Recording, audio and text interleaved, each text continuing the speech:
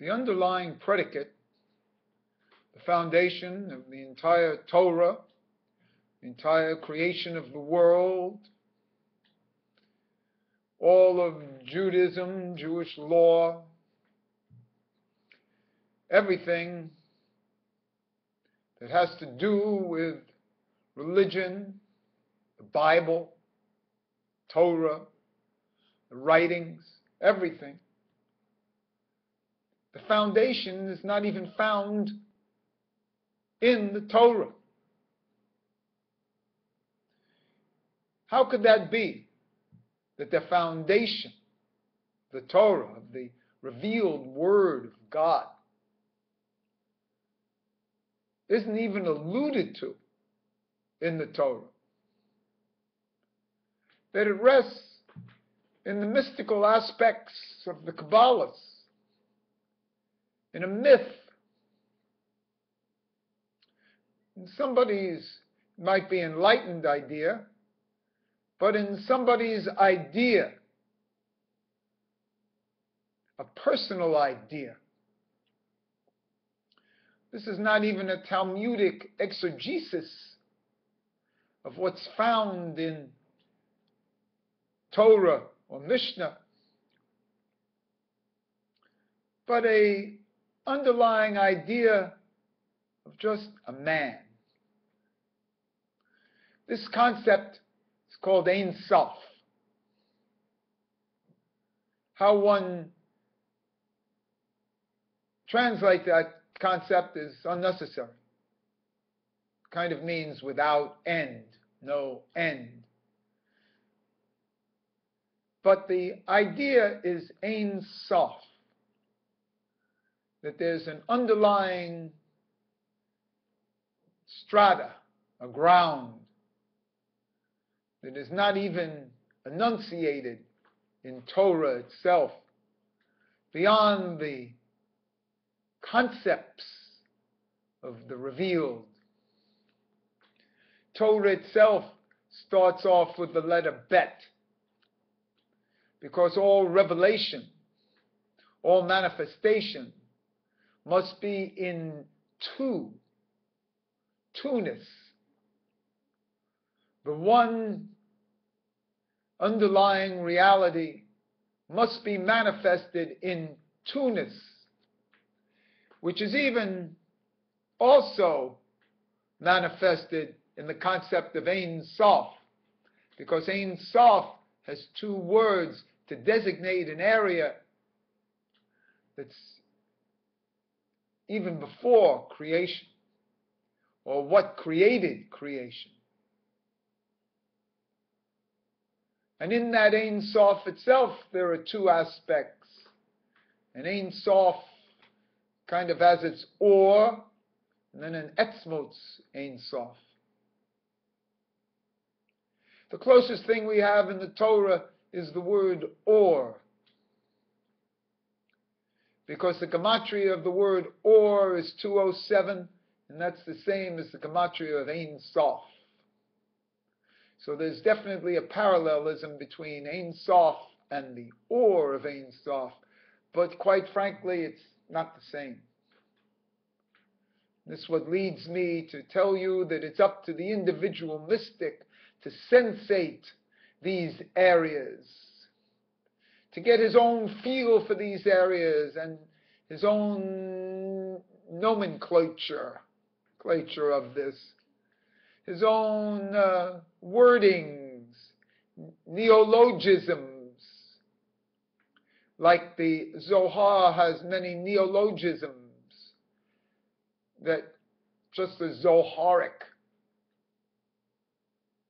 How to express these concepts that one feels and sees. One has to sense this.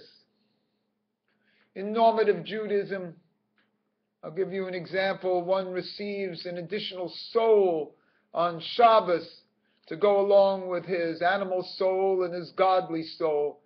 On Shabbos, an additional soul comes in. Do you feel that?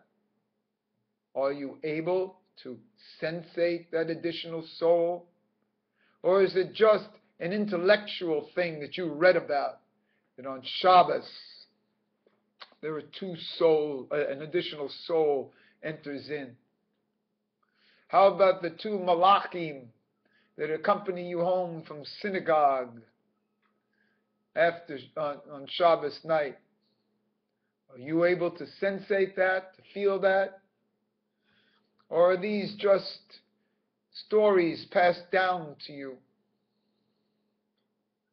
Are you able to feel the kedusha and the holiness of the Shabbos itself?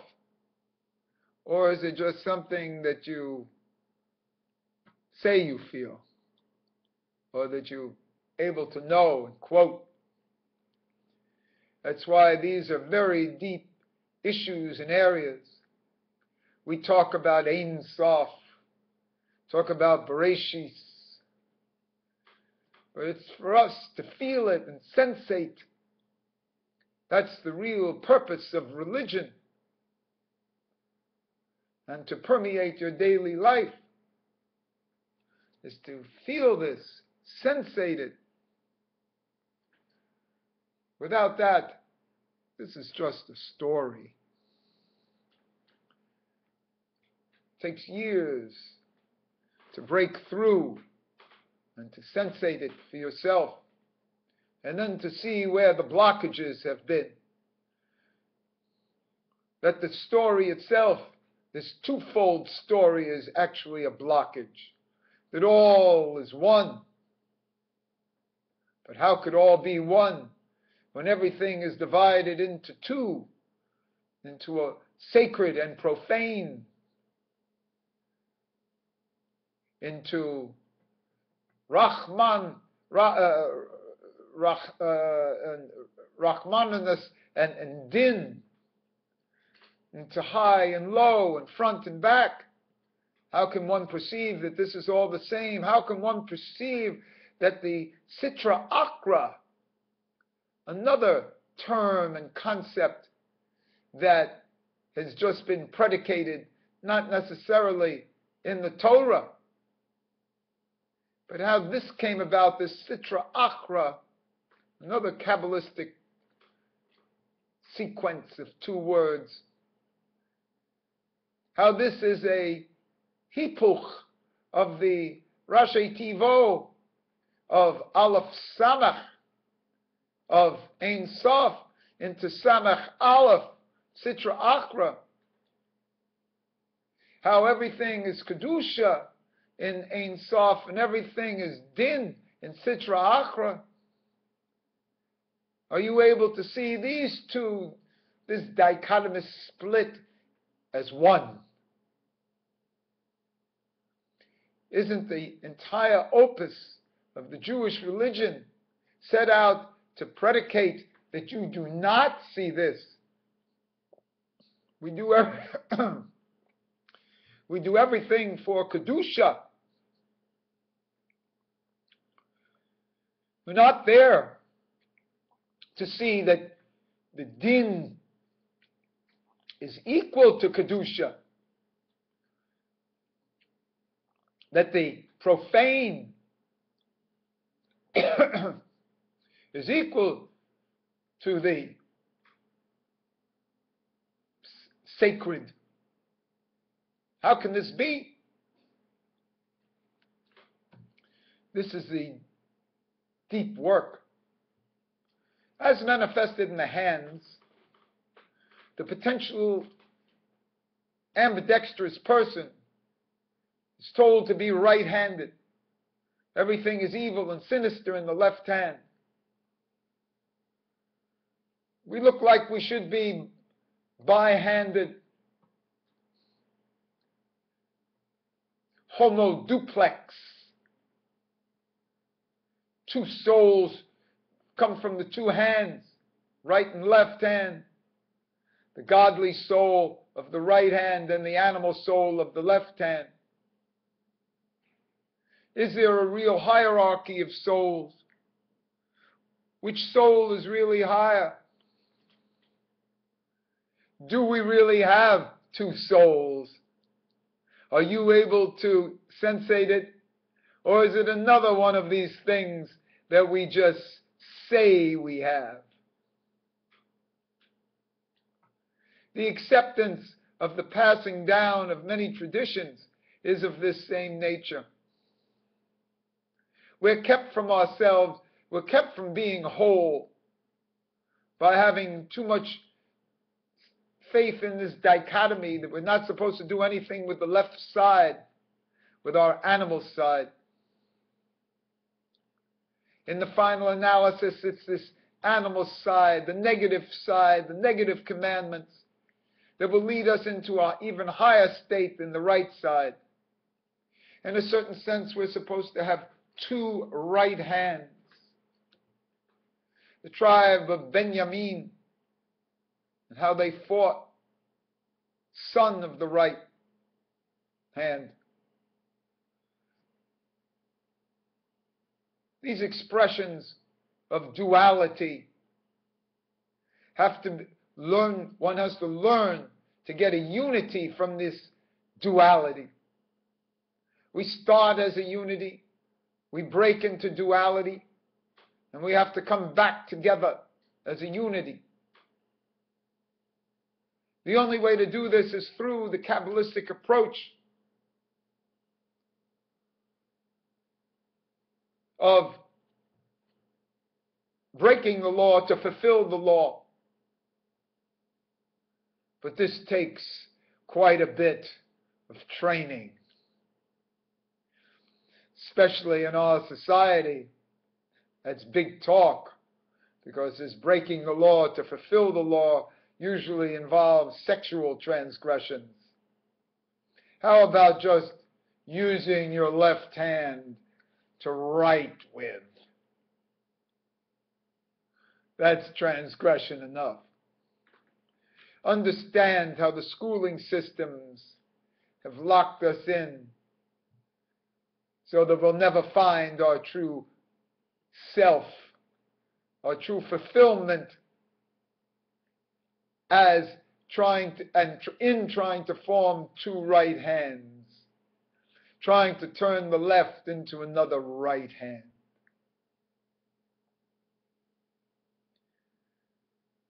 This is expressed how we run away from the Sitra Achra, how we run away from our true animal self and animal souls.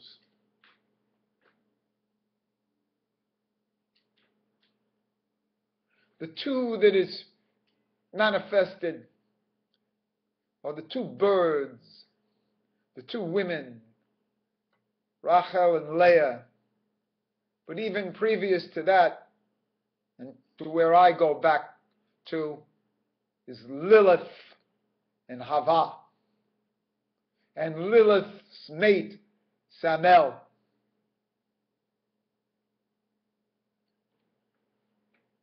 This is where the real, again, where's Lilith? Lilith is not in the Torah. Where's Samel? He's not in the Torah.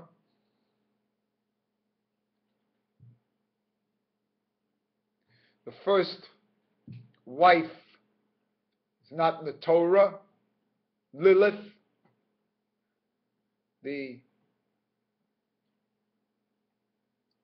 Lilith is actually the Shekhinah of the Sitra Achra. Sitra Achra has a gematria of 480. Amazingly, that's what the gematria of Lilith is, 480. Lilith has a direct relationship with the Sitra Achra and was Adam's wife before Hava, before Eve, was in the Sitra Achra. One must have a relationship with both the Sitra Achra and the Kedusha. So we'll call the Kedusha Ein Soph. And we'll call the side of evil, the other side of Din, the Sitra Achra. One must have this relationship first with the side of Sitra Achra, the klipot. All of the big false messiahs delved into the klipot. We have to go in there and extirpate the deepest roots that are found in the klipot.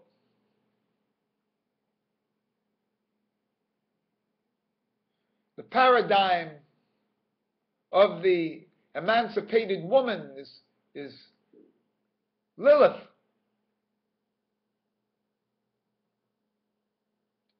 Too emancipated for the Torah. There's a two-ness in all femininity, as expressed by the two-letter Hays in the divine name, Yud K Vav K.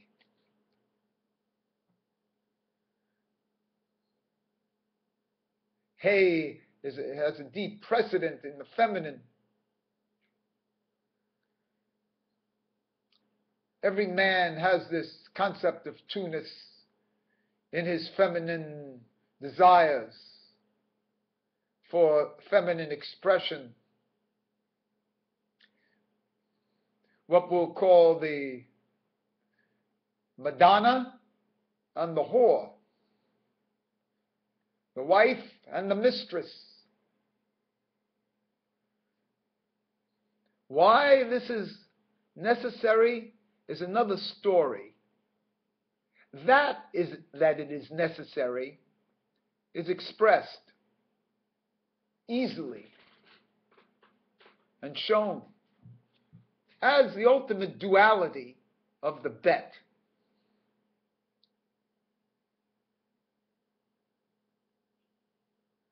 The second soul, one's the second soul, it's expressed in the soul as the two souls, one the godly soul, one the animal soul.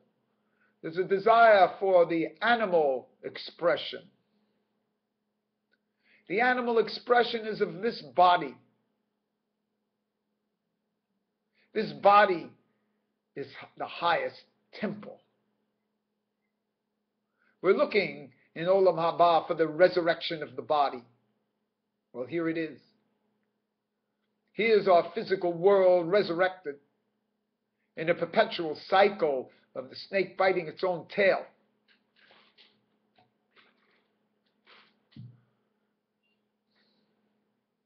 Gilgul of the souls, finding bodily expression, never ending. The one soul of Israel being split into sparks, constantly reincarnated, re-expressed.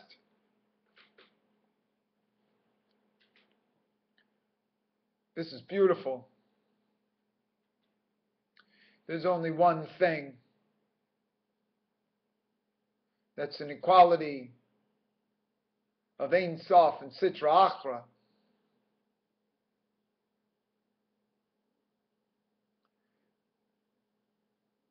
All our supposed adversaries,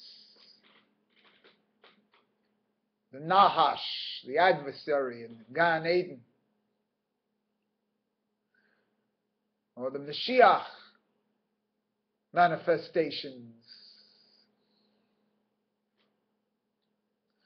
One has to be able to see this. If one can't see this, then they have plenty of laws to keep themselves from it. Plenty of laws of Kedusha. But the more one studies, one sees that there's a point behind these laws, and that's to find the unity within the duality, to bring everything back to unity. Isn't that the whole purpose? Adonai Echad.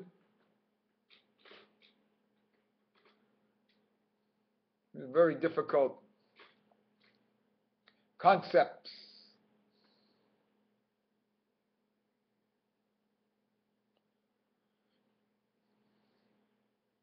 Let me review what I've said a few words on here in this rant. That the entire opus of Kabbalah is predicated on a concept that's not found in Torah. Ein Soph.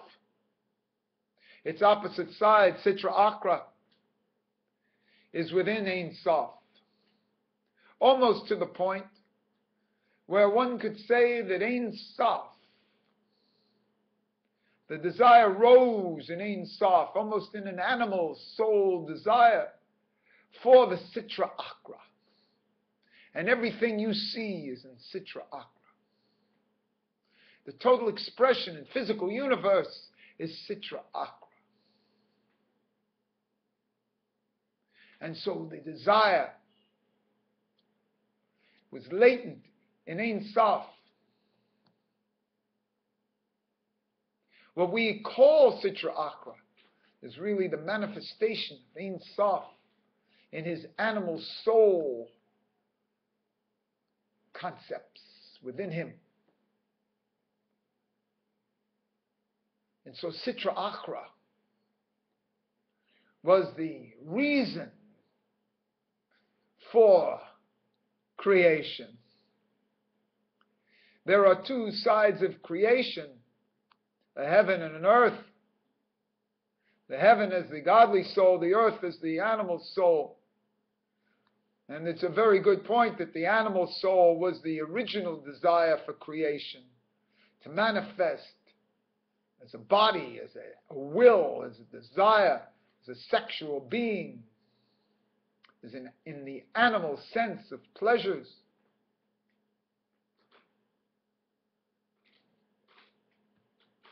And that the godly soul was just an add-on, a secondary source.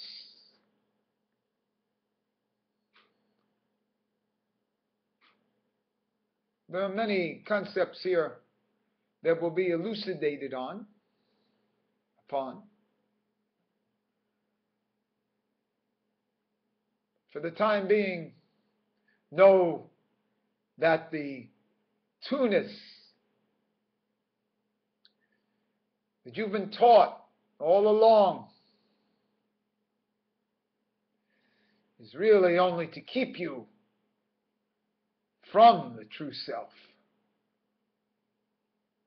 And not many are supposed to get through this tunis, but when one does, one opens, one blossoms, and you'll be able to perceive these regions beyond Torah and see these regions that the Kabbalists have talked about as your own.